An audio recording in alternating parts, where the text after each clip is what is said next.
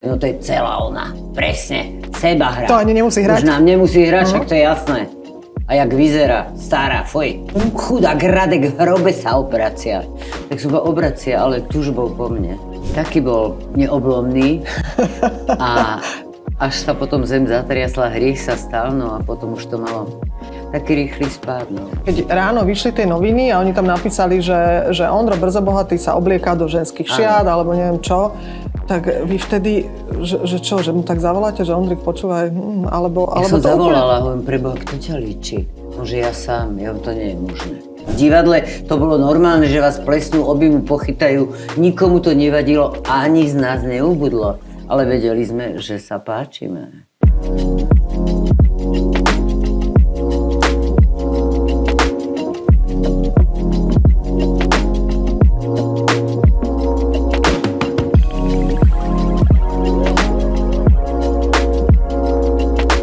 Stala sa nám úžasná vec. Prišla medzi nás Hanna Gregorová. Dobrý deň. Dobrý deň, Timekano. Dobrý deň. Úžasná.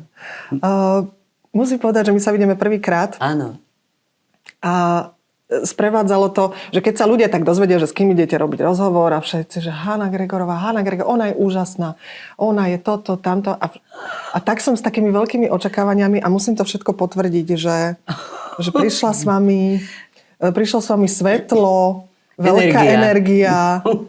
Stále ste boli takáto... Áno, to boli stále to také bolo, hej? Viete čo, to je asi genetika. Moja mama taká bola, ako ja vravím, z vrtulou zadku. A ja si vravím, že keby som ten motor vypla, tak už ho asi nenaštartujem. Takže radšej som taká, ale nie, že by som to hrala, ja taká som, ja neobsedím. Ja vždy musím niečo robiť. Aj doma sa, jak šuchcem všeličo, vymýšľam a neviem čo, keď som šťastná, že točím, že im môžem napiec, navariť a doniesť to, lebo sa tešia. Ale mám to tak rada, no baví ma to. Ja nie som typ dôchodkyne, ktorá by sedela doma a pozerala sa, bože môj, teraz, ako vravel môj muž, tak to si možno vystrihnete, že je lepšie sa umilovať k smrti, než v dôchodku spomínať na pracovné úspechy. Povedal umilovať? Heslo. Áno, umilovať.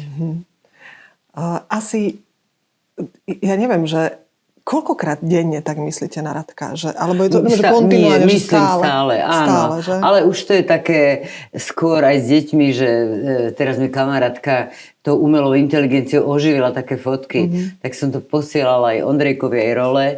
Ale už je to také, viete, tá smrť je nevyhnutná. Všetci tam pôjdeme. Je to hrozné sa s tým zmieriť a dlho to trvá, ale už teraz spomínam s úsmevom, už som schopná sa aj pozrieť na ňo v nejakom starom filme, kedy som sa hneď rozplakala doma, ale to je jedno. Potom, keď čítam v komentároch, jak niektorí napíšu, jej chudák Radek, hrobe sa obracia.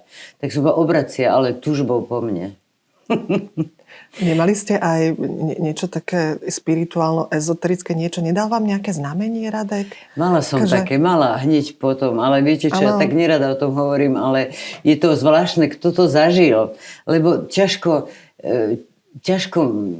to poviete niekomu, kto neprežil smrť tak blízkeho človeka, partnera.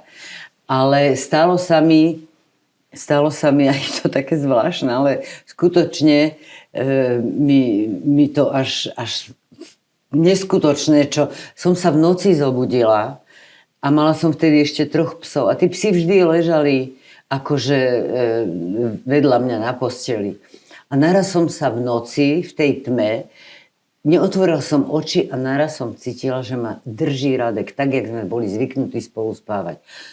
A teraz, že má tak tú ruku a niečo mi hovorí. Ale ozaj, ako naozaj.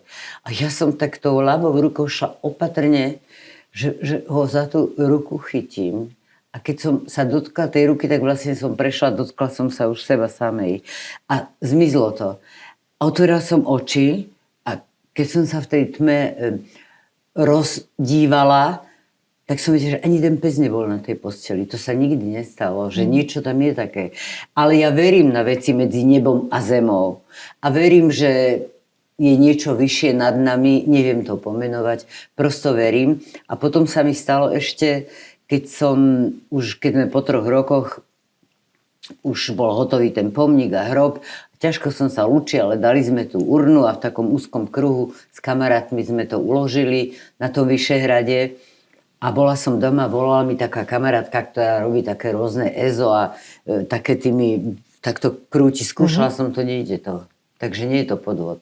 A že viem vykladať karty, ale to už je vyšší level. A volá mi, hovorí, Hani, prosím ťa, Radek ťa hrozne prosí, aby si ho pustila. A ja ešte hovorím, Endia, ale ja ho nedržím, už sme ho aj uložili do hrobu. Ona, že nie, nikdy u nás nebola doma. Hovorí, vraj vy máte v záhrade tis. Mali sme, ja som osadila pred vtedy 20 rokmi. Choď a niečo som mala urobiť. Tak zajtra choď a urob to. A ja, pretože mazaná, som išla ešte večer a urobila som to. A ráno o 7:00 mi ona volá a vraví mi, Hanka, Radek ti strašne moc ďakuje a neboj sa, on na teba dáva pozor. No ako mohla vedieť, že som to urobila už večer. Takže verím, že niečo také je. Ja vás presne takto vidím s tými kartami. Ale viete čo? A nie s mačkami, ale s tými psami. Nie, ja mám tých psov, ja vám milujem celý život. Radek bol antipsíčkar a potom bol megapsíčkar. To tak takže býva. sa naučil, áno. Ale moja mama vykladala veľmi dobré karty. Tarot? Veľmi dobre. A nie, cigánska, ja ich mám tie karty. A skutočne som zažila s ňou také situácie ako decko. Dokonca som bola s ňou vtedy ešte to už vy ani jeden nebudete vedieť, kde to je. Na Panenskej ulici bývala taká pani Anička, ktorá vykladala Husákovi, týmto vtedy už bola stará. A mama tam zobrala ako takú čajem, som mala asi 9 rokov alebo 10. A pamätám si, pretože sa mi strašne páčil, dokonca som minule šla tou Panenskou a ten dom stále je tam nejaká firma, ale ten dom nie je ani nadstavaný je. A bol to taký domček, že vlastne ona mala okná v úrovni chodníka. A ja ako decko ma to fascinovalo, že vidím mnohých tých ľudí a pozerám sa a ona od mojej mamy jedinej si nechávala vyložiť. A vykladala mojej mame a ja som tam a presne si pamätám reakciu mojej mamy. No Boženka, táto tvoja dcera, ona sa dvakrát vydá. Prvý bude v nejakom bielom plášti, ale bude to potom ten druhý nejaké umenie a prosím ťa Anička, však ona má iba 9 rokov, presne si pamätám tú reakciu mojej mamy. A tak sa aj stalo. Prvý muž bol za cudzinca, to zdôraznila, lekár, Jordánec a potom Radek. No. Takže... A ja to viem a viem od mojej mamy, že dobrý veštec, ja som bola u x veštcov a musím vám povedať, že u veštca musíte byť ticho. Prvá, hneď keď sa vás veškyňa alebo veštec pýta, no a čo, tak ako je, tak už ťahá a už vie, čo chcete počuť a opije vás rohlíkom. Ale nikdy nesmie povedať o smrti priamo, musí to nejak zaobaliť, to je základ. Ani nejaké zlé, negatívne veci priamo akoby po lopate. To viem, že prosto takto to je. A viem, že mama mi rozprávala dokonca, že kedy bola ešte ako mladá, strašne ju to zaujímalo, išla na nejakú seansu, kde mali, ja neviem, či vyvolávať duchov alebo niečo. A začali a ten hlavný, čo bol, povedal, že ona musí odísť, lebo že je hrozne akoby silné médium a že to proste nejde cez mňa. Musel odísť. Dobre, čiže toto celé, čo s vami sem prišlo, vrátane tých nádherných vlasov, to je po Boženke. To je po Boženke, po maminke. Po mojej mame, áno. Aj babka bola, maminkina mama? Nie, to nebola, to bola úplne iná. Mama bola na otca. Ona je vlastne, ona ale bola úžasná, viete čo, moja starka, jej mama bola vojnová vdova, mama sa narodila 21 a zostala so 4 deťmi sama. Chudobná, nebolo nič, tak 2 dcéry dala do sirotinca a 2 chlapcov si nechala. Ale mama jej to nikdy nevyčítala, povedala, Hanka, ona by nás neuživila, ona chodila prať na bohatých a podobne, ale nikdy jej to nevyčítala.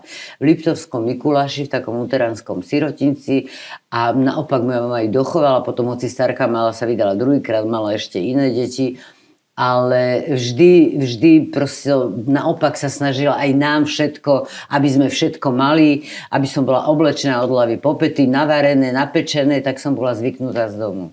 Takže je to všetko po mame, toto. Otec bol zase taký kľudný, taký pokojný, on bol inžinier, ekonóm, ale tak dobre sa doplňali.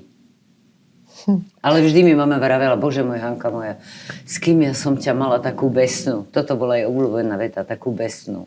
Vy máte súrodencov, Hanka? Mala som brata, ale už zomrel. Už zomrel. Čiže vy ste boli besná a on bol taký pokojnejší? Nie, to bol tiež prípad. No, ten narobil dosť neplechy. Ja som bola dobré dieťa, len besná, že som bola taká rozlietaná. A vy ste v podstate, však tá rodina z vás chcela mať tú lekárku však. No, chcela. Len tie primačky na herectvo boli skôr. A tak sa stalo. Áno, ale je zase pravda, že moja mama od malička, ja som 3-ročná vedela turčina poničana. Dodnes ho viem naspamäť. Lebo ona žehlila a ja som sedela a ona učila básničky. Zuzanka Hraško je Púpetko Žubrienka. Proste toto som vedela a aj keď som šla do školy, tak už som vedela čítať vďaka mojej mame a hrozne mala vzťah k literatúre. Tým, že sama akoby nemohla vyštudovať, tak my sme mali knižnicu jak univerzitnú, obrazy mala známych maliarov a takže sme mali všetko doma, po niektoré ešte mám. Knižnicu skutočne takú, že čo sme chceli, viete, vtedy nebol Google. Dnes si vygooglujete, keď chcete, ale vtedy bola encyklopédia, mali sme všetky diely. Mali sme proste výtvarné knihy, literatúru, SPKK vychádzalo, bestsellery. Takže mama bola hrozne taká pokroková v tomto. Takže po nej toto mám. A potom boli radi, keď už som sa dostala. A tento hlas úžasný, ten môj máte hlas. pokom. Celý život, ja neviem, taký hlboký. No. Veď aj vám poviem v tom filme v Očovských pastorálach, kde som hrala s Ivanom Paluchom. V 3. ročníku som to točila s režisérom Jozefom Zacharom a on mi povedal, Hanna, ja ťa musím nechať predabovať. Ty máš veľmi hlboký, povedal mi to, ja nie, že by som si to myslela, sexy hlas a to sa na tú postavu nehodí. To bola taká 18-ročná, síce taká divoká, ale a Vierka Topinková ma nadabovala. No takže a potom som bola ešte v spevackom súbore Profesor Klocha na základnej škole na Vazovovej ulici. Ale samozrejme, ako v takom veku ma bavilo iné krúžky, chodila som aj na francúzštinu, na kurz šitia a to a nechcel sa mi už na ten spevácky a povedala som, že už nebudem a on mi povedal, bože, to je taká škoda, my tu taký krásny alt nemáme. Tak odtedy som vedela, že mám alt. Či krásny, to už musia posúdiť poslucháči. Ja som, kým som si nezačala rešeršovať trošku váš život, lebo človek väčšinou len tak povrchne niekde zachytí nejaký bulvár, nejaké nadpisy, perexy. Áno. Pôjdete do kolien, padne vám brada a podobne, ale nikto do kolien nejde, ani brada nepadá. Áno. Tak ja som ako keby vôbec netušila o tejto kapitole vášho života, kedy vy ste sa vydali naozaj prvýkrát za tohto jordánskeho lekára. A vravím si, lebo podľa mňa, keď sa o tom rozprávame v roku 2026... To vám príde normálne. Ale to je rok vtedy 1972, keď sme spolu začali chodiť. Ale je to musel byť aj taký škandál. Bol to škandál, viete čo? Vtedy tu neboli kebabisti a zmenárnici. Boli len zahraniční študenti.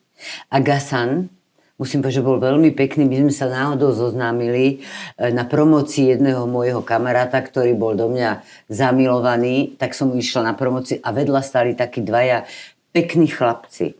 A pretože som sa vrátila z dovolenky v Bulharsku a tam zase boli Taliani pekní, tak som si myslela, že Talian. A on tak pozeral na mňa, ja na neho. A mala som vtedy, si pamätám, takú šery parochňu na hlave. To bola móda, tiež parochňu sa nosila. A inak som mala dlhé vlasy. A on ma oslovil a zistila som, že je to teda Jordánec a študuje medicínu. No a tak sme si dohodli rande. A on neprišiel. No tak toto sa stať mne, že nepríde, tak som si povedal, zlatý môj, toto mi zaplatíš aj s úrokami. Nič som nevedela, len že sa volá Gasan, ale mala som kamošku, čo študovala medicínu a ona mi hovorí, že majú na fakulte taký zoznam zahraničných študentov. On našťastie nemal také bežné meno ako Mohamed alebo Ali alebo neviem čo. A našla, že kde býva, že Mlynská dolina a číslo izby a to, tak ja som zavolala, oni mali telefóny na izbu, taký bol pokrok. Vrátnica prepojila na tú izbu, on to zdvihol a ja hovorím, čau, pamätáš sa, tu je tá, čo si mal? Ježiš, prepáč, strašne sa ospravedlňoval, neviem čo, že nemohla. Ja hovorím, to je jedno, dobre, takže stretneme sa alebo nie, ako to je? No a potom sme sa stretli A pamätám sa, že a aby sme prišli s nejakou kamarátkou, že za nimi na ten internát, no ale to už tak sme sa dohodli s takou Alenou, kamoškou, Alena, keby nám niečo dali, vodu, hocičo, ničoho sa nedotkneme, lebo čo, keď nás tam už takéto hororové predstavy sme mali, ale nič v poriadku. No začali sme spolu potom chodiť, on naraz videl, že mám dlhé vlasy a nie také krátke, ale nebolo to v tých vlasoch. No a vlastne vyštudovala celé štúdium, som s ním chodila. Rodičia sa s tým napokon zmierili. Jeho či vaše? Moji, jeho nie, moji, však on bol tu.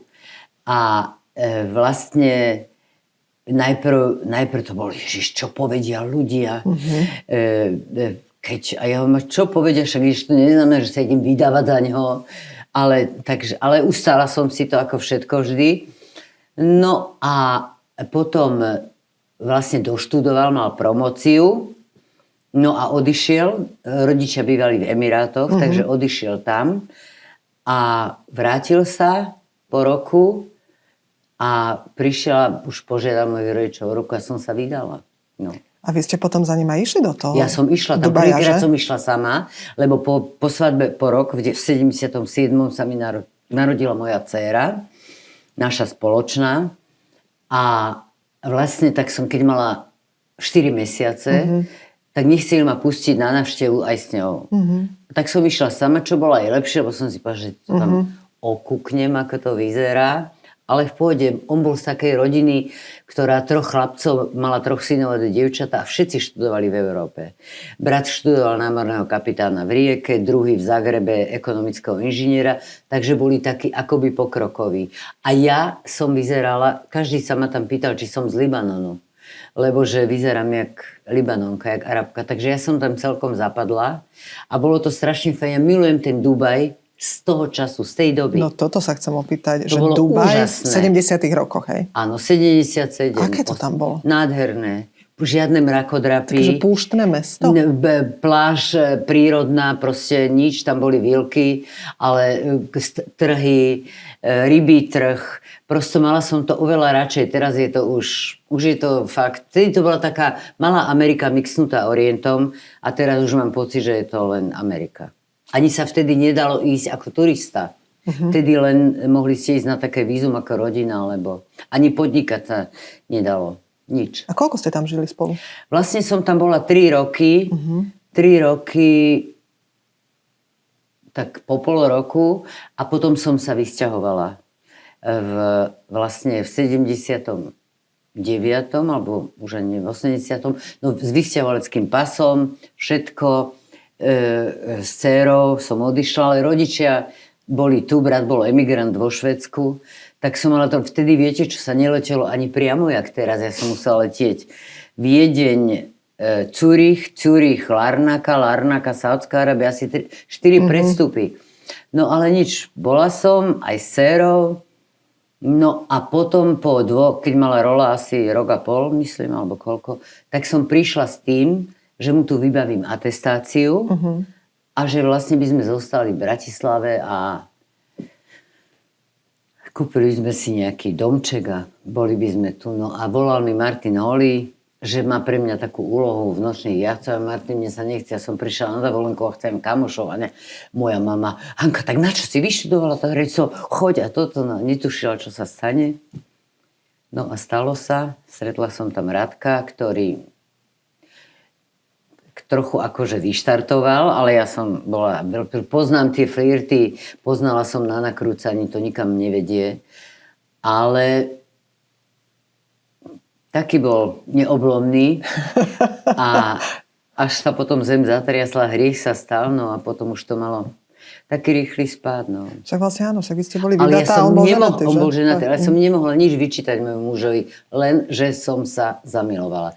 A preto máme dodnes pekný vzťah. On mi aj teraz ešte zavolá a povie mi napríklad, že aj tak si jediná žena, ktorú som miloval. Čo je milé, nie? Po toľkých. Má ženu a 3 deti, dospelé. Hanka, a vy keď ste sa tam zjavili v tých 70. rokoch v tom Dubaji, si vás tak predstavujem, veď vy ste tam museli byť zjav. Nebola, tam tie Arabky boli veľmi pekné. Aha. Viete čo, ale vy ste boli veľmi pekná ešte aj domorodky, len domorodky chodili zahalené. A toto, čo majú, keď majú tú šatku na hlave, ženy zakryté vlasy, ale už dnes si to dávajú ako turban, tak to majú tie, ktoré boli v meke. Čiže akoby vysvetené, tak nosia šatku na hlave. Ale bola som vtedy aj u takých, čo bola, že šejchová žena, tretia alebo druhá. A pod tými svojimi sutanami čiernymi mali veľmi pekné, drahé oblečenie. No ale bolo to také, ja som bola na takej návšteve, kde sa boli zvlášť ženy a zvlášť muži. To mi Gasan povedal, že poď ideme na takú návštevu. Dobre, v poriadku, strašne som to chcela vedieť. No ale poviem vám úprimne, že po 5 minútach tie ženy, ktoré som čakala, že budú také božecnostné a všetko, o ničom inom sa nebavili, len o sexe. A ja som kričala na toho môj muža, lebo tá mužská časť bola cez chodbu. Som kričala, Gasan, tu sa o ničom inom nebavia, len o... On sa smial. Oni nerozumeli, samozrejme. Ale tak som bola z toho dosť prekvapená. Že to tabuizované do svadby to platí dodnes, je naraz proste také strašne zaujímavé. Vy ste sa rozprávali po slovensky? Či... Po slovensky. On vyštudoval to, ale tam anglicky s tou rodinou. A dodnes ešte nejaké slovičko arabské mi naskočí. A aká je vaša dcéra, ktorá vzýšla z tohto vzťahu? Moja dcéra je taký mix. Strašne veľa má po mojej bývalej svokre, ktorá pred 2 týždňami zomrela, mi písal, 95-ročná. A ja jej hovorím, že Al-Qaida trošku moja dcéra. Taká všetko hneď, ale je veľmi šikovná, veľmi... jak by som to povedala, taká organizačne schopná, robí produkciu a je taká pomiešaná. Má zmysel pre humor, kto nepoznal Gasana, povie, že ona je celá ja. Kto ho poznal, tak povie, že strašne sa na neho podobá. Ale je to taký dobrý zdravý mix. Hanka, vy máte 70... Bude mať v auguste 4. Dobre, tak zatiaľ 4. Sú to stále Nie, len 3. Už kalendárne sú to 4. Už sú to 4. Keď ste Ondrovi blahoželali k narodeninám, niekde som to zachytila, tak ste mu písali takú peknú vec, že žij svoj život tak, ako to máš rád. Áno. To je krásne želanie. Tak to je. Vám sa to podarilo? Vy dnes to tak môžete povedať, že... Áno. Môžem povedať, že žila som ozaj krásne a som šťastná, že som bola mladá, kedy som bola, že sme ozaj nepotrebovali sme sociálne siete. Ja to neodsudzujem. My sme mali Korzo. To bola naša sociálna sieť. Tam sme šli po škole, všetko sme vedeli. Ale ozaj myslím si, že veľmi dobrý život. Som spokojná aj už od začiatku, od rodičov, ako ma vychovali, vôbec tá srdečnosť a tá úcta k starším. V tom dome sme sa všetci poznali, zdravili sme sa už diaľky. Ja som išla s mojou mamou, s Kočikom, s Ondrejkom a s Rolou. Stretli sme susedu, samozrejme sa pozdravila. A ona, Siruzelenka, Hanka, pozdrav sa. Hovorím, mami, pozdravila som sa. A ona prosto, už to natreno, dneska idete do obchodu, ja sa pozdravíme, keď idem do obchodu, do reštaurácie, lebo tak sme boli vychovaní. A nepozdraví sa nikto. Minule som bola v jednom obchode a vošla pani asi s takým 4-ročným dievčatkom a to na celý obchod povedal dobrý deň. A ja úplne som išla, hovorím, ja vám to musím povedať. Toto som nezažila, ani sa nepamätám. To je úžasné, to dievčatko som pochválila. No bola taká šťastná. Prosto, takže myslím si, že takto to je a spokojná som. Ozaj, ešte by som tu rada postrašila pár rokov, ale som šťastná ozaj, že som bola mladá, kedy som bola. Mávate také, že ľútosť? Alebo už je to také v istom veku, že už nemám čas na toto sa zamýšľať, čo som mohla nejak ináč? Nie, ja si hovorím vždy, že všetko je tak, ako má byť. Treba sa tak chovať, aby ste nič v živote nemuseli ľutovať, aby ste sa mohli pozrieť do zrkadla s čistým svedomím. Ja verím, že som nikomu vedome neublížila, a ak tak nevedome, a ospravedlňujem sa za to, ale myslím si, že človek sa má chovať tak, aby neľutoval nič. Neľutujem nič. Ani jedného frajera, ani všetky zážitky, nič. Hanka, ja som si tak vravela, že ak by som mala mať hostia, ktorý by mohol trošku povzbudiť tie zrelé ženy, čitateľky Madame Evy k tomu, aby sa nebali vzťahov s mladším partnerom, tak vy ste na to ideálny hosť. V rámci celého toho balíka, ktorý však nie je len zábavný a tak. Ja som, priznám sa, po tých mnohých rokoch, odkedy teda, ako ste naozaj šefovali tomu bulváru vo veľkej miere, ja som potom už tak stratila prehľad. Chvála Bohu. Áno. A zrazu sa tak človek tak dozvedá, že v tomto ako veľmi škandaloznom vzťahu s vašim partnerom Ondrejom, že zrazu vy si žijete, neviem, už 10. rok. 11. Už tak ako v podstate potichu, pokľudne, v rajke. Áno. Ja vždy hovorím, že mám svojho opatrovateľa. Si chovám. A pozrite sa, každý nech si zamiete pred svojím prahom. Ja si myslím, že ľudia majú dostať druhú šancu. Ja sa k tomu nechcem vrácať, čo bolo. Ale každý, kto zažil drogy a aký majú dôsledok, tak si myslím, že toto bolo minimum, čo by sa mohlo stať. Stáva sa, že zavraždia svojich blízkych a podobne. Nechcem sa k tomu vrácať. Veľkú časť na tomto majú bulvárni novinári, čo vtedy z neho ťahali. Ja všetky tie správy mám odložené, čo tam boli a sú skutočne na zvracanie, čo mu písali. Ale to je jedno, ja som vydržala sa neozvať, dala som druhú šancu, šiel sa liečiť, OK. Ale tým sa nechcem chváliť, ale vo vzťahu ja som vždy mala oprate v rukách. Ale to je preto, že... Kto by to povedal? No tak. Pretože proste som dostala do vienka také zdravé sebavedomie. Ja si myslím, že tie ženy, to nie je o tom, či je partner starší alebo mladší. Radek bol o 20 rokov starší. Tiež som si to nevedela predstaviť. A potom naraz už som si nevedela, lebo on bol, keď vidím dnes 60-70 ročného nejakého kolegu, ktorý je šuchtavý starý dedo, tak môj muž bol proste jeden švíhák do 80-ky. Chlap so všetkým, čo k tomu patrí. A tým myslím ozaj so všetkým. Nebudem konkrétna. Chytrí vedia. Ale sú ženy, ktoré proste či žijú so seberovným, so starším, tak bohužiaľ sú také submisívne, zbytočne oddané. Ja by som pre chlapa urobila prvé, posledné pre partnera. Ale tiež to má svoje hranice. Jako nebola by som ten typ, čo by som... Ja som aj Radkovi vždy hovorila, zlatý môj, nech sa páči, úplne neosobne, niekde môžeš, OK, v poriadku, ale potom prídeš a budeš mať igelitku a v nej občiansky. A dovidenia. A on povedal, Haninko, strach by mne nedovolil, ale smiali sme sa na tom. Áno, ale to je jedno. Proste ja si myslím, že keď si je tá žena istá sama sebou, tak proste ten vzťah bude vyrovnaný. Je to jedno, či ten partner je mladší, či je starší.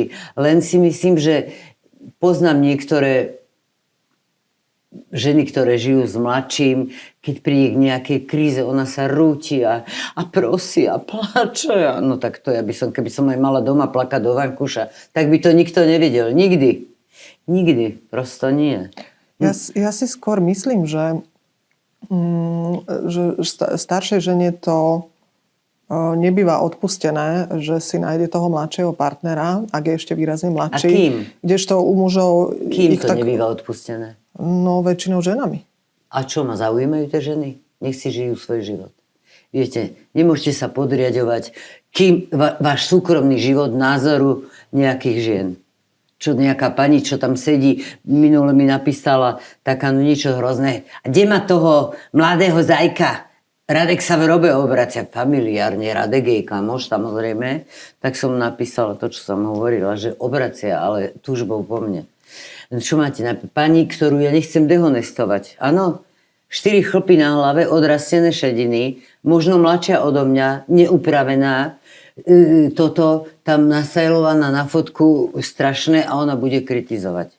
Potom sa takéto dôchodkyne, ktoré akože by nikdy zamilujú v Egypte do plážového inžiniera. Odovzdajú mu všetko, lebo si myslia, že to na celý život. No tak veľa šťastia. Premýšľam nad tým, že keď sa to všetko aj mlelo s vašim Ondrejom, že si ho dovolím teda tak familiárne osloviť, tak predsa len ste museli podľa mňa pocítiť niečo také, že toto ale stojí za to, aby som nad tým nezlomila palicu. Viete čo, tak to vám poviem. Keď už Muselo to byť hrozne ťažké. Ako ťažké to bolo, ale nič nie je staršie než včerajšie noviny. A ja som šťastná, že keď som s Radkom začala, nebol bulvár. Viete si predstaviť, čo by bolo vtedy? No tak nebudeme, stačí, čo mám anonymné dopisy odložené doteraz. Ja viem, kto ich písal, nebudem o tom hovoriť, nebudem sa k tomu vracať, ale život išiel ďalej. Prosto, čo mám robiť? Tak som si, za prvé, mala som, keď to sa zo 17, koľko je to, 64, 65, tak už si hovoríte, no statného muža, ktorý ma uniesie na staré kolena a položí na ten invalidný vozík, už tak rýchlo nenájdem, no takže sa to asi oplatí. Ako ste vydržali sa tak nezlomiť? Myslím tým na to, že ten český bulvár bol naozaj nemilosrdný, ten vás naozaj nešetril a ide to do takej strašne zraniteľnej hĺbky tej ženy. Viete, čo mne tam bolo vyčítané, že som Slovenka. Raz mi jedna pani povedala na takej akcii po smrti Radka, že lebo ja som odmietla vyznamenanie od Klausa na čo? Jak mŕtvemu zimník. Keď mu ho nedali za života, tak na čo? Keď zomrel v septembri a o 3 týždne sa dávalo, tak bolo evidentné, že to vtedy bolo trošku také, by som povedala, zbytočné.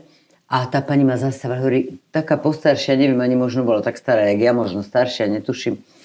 No, že pani Gregorová, hrozne si vás vážim, že ste odmietla to vyznamenanie od toho Klausa. Ja hovorím, a tak ja som odmietla, pretože Radek už bol mŕtvy a na čo? Ešte povedal, že chcem peniaze, lebo to bolo, tuším, s nejakými financiami. A ona mi hovorí, no ne, pretože my sme vás neměli rádi. Ja sa pozriem, ale Bože, veď ja vás vôbec nepoznám. A ona, no ne, prečo ste ma nemali? No pretože ste nám ukradla toho brzo bohatého. A ja hovorím, dievčatá moje zlaté, všetky ste boli na štartovacej čiare. Mám sa zabiť, keď som dobrá? A odišla som. To, čo máte povedať? No, to je argument. A to ja viem, že vy to podľa mňa dokážete toto fantasticky, túto scénu urobiť, ale potom, keď zájdete za ten roh, nebolia vás nejaké veci? Čo chcete zo mňa dostať, to ma neboli. Ozaj. To je super, ale... Nie, mňa boli spomienka na mojho muža, keď si niekedy spomeniem a keď si čítam dopisy, ktoré mám, tak nie, že bolí, hreje ma a zároveň bolí a hovorím si, Bože, keby to ešte trvalo. Ale nie, toto je len ľudská hlúposť. To vás nemôže bolieť. Čiže dokážete sa od toho... Áno, chvála Bohu. Vaše deti, to je ako keby druhá kapitola tohto celého, z čoho sa, hovorím, že postupom tých rokov stal vlastne jeden dlhodobý nudný vzťah, o ktorom nepočujeme. Tak vaše deti boli hneď druhé na rane, hej? Že to asi nebolo úplne jednoduché.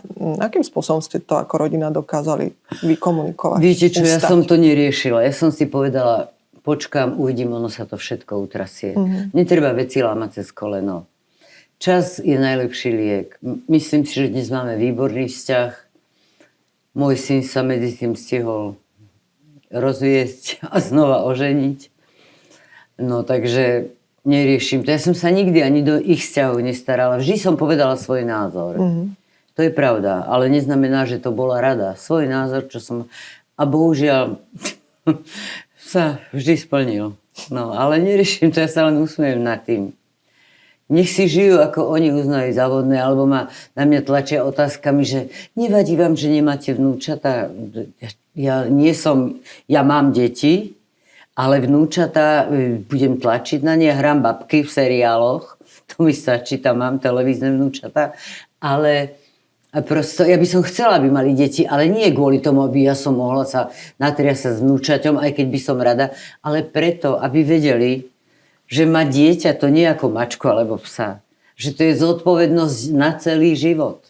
Že prosto keď viem, že idú odo mňa z Rajky do Prahy, tak chcem, aby mi napísali, že sú doma. Keď neviem, že cestujú, tak poriadku. Ale keď viem, že sú, tak prosto sa bojím. Takže toto už sú naučení, že vedia, ale inak sa im do života nepletiem. Aby vedeli, že tá starosť, proste tí rodičia a tá mama to má celý život. A celý život ich bude chrániť, aj keby celý svet bol proti ním. A hovoria aj deti názor aj vám, že tak, jak vy im poviete názor, že počúvaj, tak si myslím, že tak povedali aj oni, keď povedzme... Bol že taký mama, na začiatku, áno, mali také tendencie, nehajte na hlave, uvidíme. Okay. Neriešte. A Ondro tiež... A moja mama vždy hovorila, Hanka, krv nie je voda. To zdôrazňovala vždy. Ondro tiež má za sebou nejaké zárezy v tom bulvári za posledné obdobie. On si to tak sám vie úplne, že alebo aj ste tak akože komunikovali na túto tému? Nie, tak tiež to vie si takto akoby ustrážiť, ale ja som pyšná a Radek by bol strašne pyšný na to, čo dokázal, čo robí. Lebo viete čo, ja nemôžem, keď si prečítam v komentári, že tento protekčný len meno svojho otca ma nič nerobí. On píše tak krásnu muziku, texty, scenáre, že ozaj mu aj dabuje dokonca, čo ho strašne baví, to má ako konička. Hudbu rozpíše ešte klasickým spôsobom, že nie na počítači, ale noty píše. Prosto koľkokrát prišiel ku mne a hovorí, počkaj, zobral si notový papier a teraz ma napadlo a píše na melódiu nejakú. Takže toto je pre mňa to dôležité. Je slušný, je to gentleman, to ja čo je veľmi dôležité. Občas sa stane, keď mi pošle nejakú fotku, tak mu začnem, a už vie, tak, lebo som, Ondrejko, keby ťa otec videl, že sedíš v reštaurácii v Čapici a on tak vie, že toto nie, tak už mi pošlo fotku, napíše, ale už odchádzame, preto mám čapicu. Takže už vie, že to nie. Ale nie, myslím si, že obidve deti sa vydarili, hlavne, že sme z nich vychovali slušných ľudí. Lebo podľa mňa vy ste taká veselá, slobodomyselná rodina. Áno. S dôrazom na slovo slobodomyselná. Áno. A že povedzme, že keď ráno vyšli tie noviny a oni tam napísali, že Ondro Brzobohatý sa oblieká do ženských šiat, alebo neviem čo, tak vy vtedy, že čo, že mu tak zavoláte, že Ondrik, počúvaj, alebo Ja som to zavolala, hovorím, preboha, kto ťa líči? On, že ja sám, to nie je možné. Toto sa ty sám takto, že keby som ťa nespoznala. To bola moja reakcia. Ale ja viem, ale ja som aj napísala niekde, že čo to je za odsúdenie, že buzerant jeden hnusný. Keby môj syn bol gej, tak je to stále môj syn. Ja mám x kamarátov bezvadných gejov, úžasných, žijú vo vyrovnaných vzťahoch. A som napísala ešte, že škoda, že nie je gej, by sa tak debilne neoženil. No, takže to je moja reakcia. Jako čo už gej nie je človek? Tak to v našich zemepisných šírkach je podľa mňa toto ako veľký problém. Nie je to taký problém. Viete, čo je problém? Ja vám poviem. Ja mám ozaj roky, vždy to tak bolo. Ja som poznala, tu bol pán Sečení, bratislavský gej, ktorý chodil, moje asi 4 kamarátky boli do ňa zamilované. Myhalnice čierne, blond, túto vlnu na hlave, s mamičkou na suchom mýte býval. V divadle ich bolo plno. Každý sme to vedeli, nič sa neriešilo. Ale títo dnešní moji kamaráti mi povedia, že ich strašne im vadí a poškodzuje ich tieto gay pridey a podobne. Ja tiež tým nesúhlasím. Ani s tými psami, že niekto šteká a že niekto je naraz sa má 70 pohlaví a neviem čo. Bohužiaľ, gejovia a lesbičky boli vždy, čo svet svetom stojí od starého Ríma, odjak živa. A je to tak sa človek narodí. Ale aby museli v latexovom kostýme ísť mestom a bičikom švíhať, že chcú dokaz, lebo toto nie je. Oni žijú normálny vzťah, len sú dvaja muži alebo dve ženy.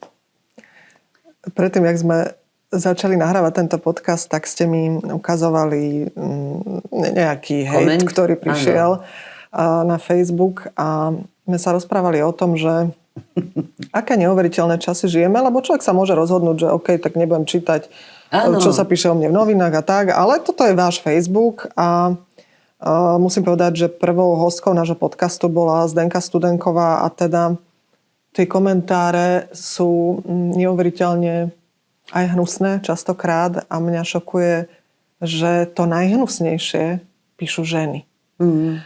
A vlastne vy ste známa tým, že kdekoľvek prídete a máte už tam svoju partiu, tak naozaj s láskou prinesiete tie krabice plné štrúdlí, krémešov, neviem čo. A že ešte aj na toto niekto dokáže zareagovať nepekne. Že si kúpujem sympatie kusom žvanca. Nepotrebujem si kúpovať. Buď ma niekto má rád, alebo ma nemá rád. A kto ma nemá rád, tak s tým dokážem žiť. Žili mi to netrhá. Ale viete čo, to sú ženy Zdenka, ja si ju pamätám, ešte zo školy, ona bola nižšie odo mňa na VŠMU. Ona a Zuzá Kocúriková boli proste herečky fyzicky krásou západného štýlu. Papule krásne, bez pichania, oči obrovské, prosto úplne do filmu, do televízie, jak stvorené, nádherné. Dnes sa mi zdá niekedy, že čím škarečia herečka, tým je talentovanejšia. Presne toto isté povedala Zdenka. No, že keby sme to sem strihli, tak toto isté. No, tak vidíte, lebo takto to je. Ja sa nestačím čudovať. A keď si niekto pomôže k niečomu normálne, prirodzene, OK, nech to je. Ja som teraz fotila fotky, ale to neodsudzujem, mne sa to naopak páči, jedna krásna žena, krásna.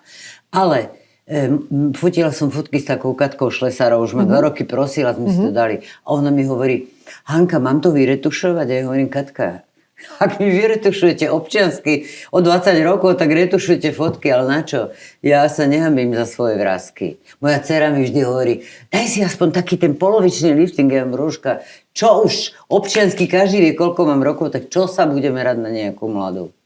Vždy ste mali toto sebavedomie? Vždy ste o sebe vedeli, že je to veľmi dobré? Viete čo? Že ber, alebo nechaj tak. Nie, lebo pre mňa je hrozné, už keď aj čítam, že my tu, že niekto plesne po zadku niekoho, a to je už obťažovanie, ja neviem, čo to je, jak sa to volá sex, tento, ako sa tomu hovorí, teraz ma to nenapadne harassment? To slovo. Áno. No a my sme sa vyobliekali a išli sme, aby sa tí chlapci pozerali a v divadle to bolo normálne, že vás plesnú, objmu pochytajú, nikomu to nevadilo, ani z nás neubudlo, ale vedeli sme, že sa páčime a o to išlo. No tak teraz niektoré by aj chceli, keby ich plesli, ale väčšinou tie neplíska nikto. A toto, čo je, alebo po 20 rokoch si spomenie ambiciozná americká herečka, že ju ten produkčný hotely obťažovala. Čo tam liezla, čo asi čakala? Že bude very famous. Ale nestalo sa, tak aspoň nejaký zdroj peňazí, tak ho udám. Mňa by nikto nedonútil nikdy, aby som, ako to mám povedať, aby to bolo také korektné. Aby som mu dala, keď nechcem. Tak to tu poviem na rovinu. A že bolo tých návrhov v mladosti. Som vždy povedala jednému keby si vyzeral jak Paul Newman, tak aj bez role a scenára. Ale takto. Len asi nemá každý úplne, že tie gule, alebo že v danej chvíli možno by to nedokázal každý tak prevalcovať. Že stále myslím aj na tie ženy, ktoré možno nemajú v povahe sa tak... povahe, alebo tú sílu v danej chvíli. Viete, dneska máte toľko možností, všelijaké terapeutky a psychiatričky, to nebolo psychologičky, takže môžu sa istým problémom vyžalovať niekam, aby im niekto pomohol. Ale častokrát to ani rodine nepovedia, ani kamarátkam. Takže to už potom ťažko. Prečo ste skončili v tej rajke? Zrovna v rajke? Pretože keď som pred rokmi po Radkovej smrti točila, tak som stále bývala po kamarátoch. A tak ma to už štvalo, hovorím, prečo si niečo nekúpim. Tak som si kúpila taký radový domček. Že keď prídem, aby som to mala v svoje a neviem čo. No a do toho prišla karanténa a tam v Prahe to bolo ešte horšie než na Slovensku. Tam keby ste vyšli von a nemáte rúško, tak vás snáď odstrelia alebo čo. Tak som sa zbalila, išli sme do rejky a už som dostala. Potom prišla ponuka z televízie Joj, vlastne Hranica. Tam som mala šťastie, že to štartoval Honza Novák z Primy, ktorého som poznala, s ktorým som točila v Prahe seriály a on ma zavolal na casting. A to tiež taký paradox. Tak som prišla A Honzovi, ty ma poznáš, načo na casting? On že no, pretože oni chtějí vidieť, jak by si, ja neviem. Tak som prišla a že sa ozvu, nikto sa neozval. Asi za 2 týždne mi on volá, hovorí, prosím ťa, príde ešte raz. Lebo sa im zdá, že hrozne mladá na to. Ja hovorím, koľko má tá postava rokov? Že 70. Ja hovorím, však ja mám 70. No tak som prišla. Druhýkrát tak sme s tou babulkou, maskérkou vymysleli také akože sedlacké oblečenie, také tetkoidné. Ja som si vymyslela, dajme tie copy a biele vlasy, no a tak ma vybrali. Tak to bolo strašne fajn. Bola som vďačná, bavilo ma to bol ozaj, musím povedať, úžasný projekt. Škoda, že vyšumel. No a potom vlastne som... v úvodzovkách zažiarila v Let's Dance a čo ma tiež strašne bavilo, ale zase ja som nemala ambície, aby som skončila ako solistka Balšovo teatra. No a na to boli mladší, takú starú to ani v živote nemali v Let's Dance. No a potom som bola strašne šťastná, že prišla z televízie Markíza ponuka a som v Slúbe a dokonca aj v Dunaji. No. Lenže v tom Dunaji hrám takú strašnú svinu, že som nevidela ani jeden diel. Ale to je super pre herečku, nie? No je, ale zase budú také, no to je celá ona. Presne, seba hra. To ani nemusí hrať? Už nám nemusí hrať, však to je jasné. A jak vyzerá, stará, fuj. Vy ste komentáre niekedy zrejme čítate. Áno, čítam a niekedy všetky. si dáte námahu aj odpoviete. Áno, odpoviem, keď vidím, že takáto pani proste napíše a už vidím, jak v tom tranze to píše, tak urobí asi 4 chyby. Samozrejme, minulý aj pán napísal, že stará korčula hrá sa na mladú. Tak som napísala, Miloško Zlatý, ako to je hrať sa na mladú? Som si povedal, že odfotím takú fotku, že si oblečiem, dám si biele podkolienky, skladanú sukňu, učešem si také 2 copy s mašlami a budem skákať cez šviadlami, to, že takto sa hra na mladú. Neviem. Strašne sa mi páčilo, ako ste odpísali veľmi pekne, slušne. Ja vždy slušne. Páčila sa mi tá veta, že tak ma teda očividne nemáte rada a ja s tým dokážem žiť. Áno, ale verte mi, dokážem s tým žiť. Verím. Áno, dokážem. Ale mne sa nikdy nestalo na ulici, že by mi niekto povedal, do očí, no vy ste odporná, čakáš, píš Hanka, pani Gregorová, môžem sa s vami odfotiť, aká ste v živote pekná. Ja si nemyslím, že som krásna mladá už som bola. Ale je to prekvapenie, ja vždy hovorím, to je lepšia varianta v civile takto, ako na obrazovke nádhera v civile šuchta. Takže je to také milé, ale skutočne som nestretla človeka, ani muža, ani ženu, čo by mi povedal, že som hnusná, odporná, hrám sa na mladú. Nikto. Len tam tí nudiaci sa pri tom počítači, ale zase ma fascinuje, keď vidím, že tam je žena staršia ako ja, raz mi taká pani Milka, 80-ročná, no čo tá mi napísala, keby s nami žila doma. Ja som jej napísala, že to je, že by som sa s ňou chcela stretnúť, že chodiaca Wikipédia o mne, že informácie, ktoré ani ja neviem, moje finančné pomery, asi odvody daní, všetko ovláda, o Radkovi všetko vie, lebo tak familiárne o ňom píše, no už mi nikdy nenapísala. A toto sa ešte objavuje, keď spomínate finančné pomery, takéto toho, že určite sa vám dobre žije z Radkových peňazí? Áno, toto ešte máme to už stalo, áno, z Radkových peňazí, lebo ja som neviedla divadlo, ale to je jedno, ja celý život pracujem. A baví ma to strašne rada. A keď sme mali divadlo a ešte sme začínali, však to bolo ozaj, som to pre toho Radka vybudovala s láskou, pretože pani riaditeľka ho donútila, aby odišiel, za iných okolností chcel hovoriť. A on bol typ, ktorý bez javiska by umrel. Tak som vedela, že niečo musím, tak som to urobila a vybudovala. On bol šťastný, ale môj muž každý, že Brzobohatý si vybudoval divadlo. On vybudoval, že tam vyvlačoval naftu, maltu a neviem čo. Ale Radek bol absolútne nepodnikavý človek. On DPHčko, keby som povedal, tak myslí, že Esperanto hovorím. Vôbec netušil, čo to je.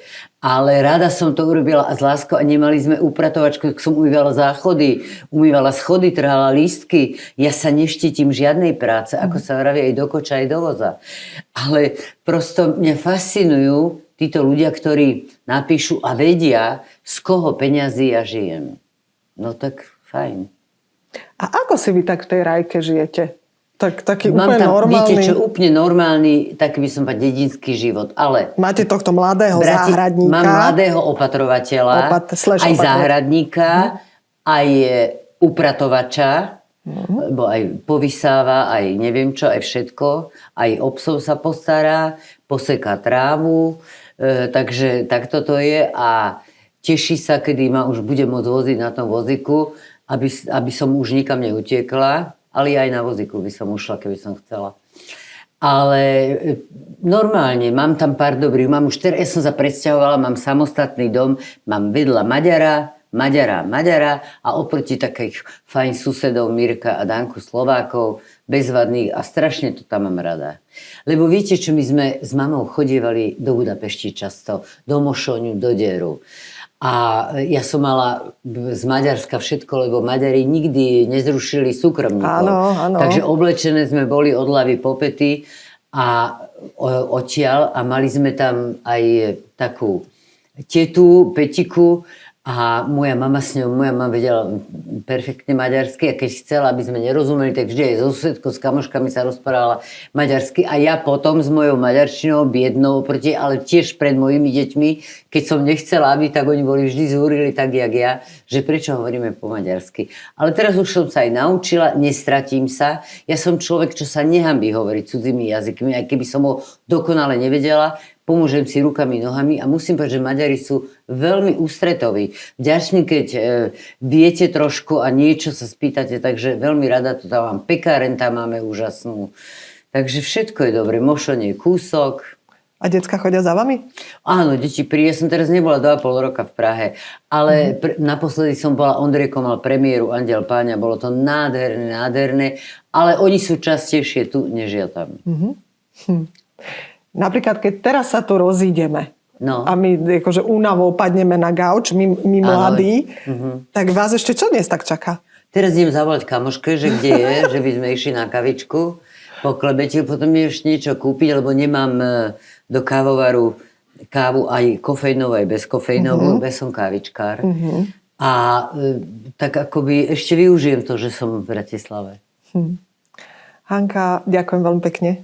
Timejka, ja ďakujem. Že ste prišli a máme to jak takú tú infúziu dožili, že... Ale Bože, pocit, ste mladica. Veľa dobrej energie s vami prišlo. Ďakujem. Nemáte za čo, som rada, že ste ma zavolali a dobre som sa tu cítila. Mladí chlapci. Držte sa a všetko dobré. Ďakujem, hlavne nech sme zdraví a máme okolo seba pár dobrých ľudí.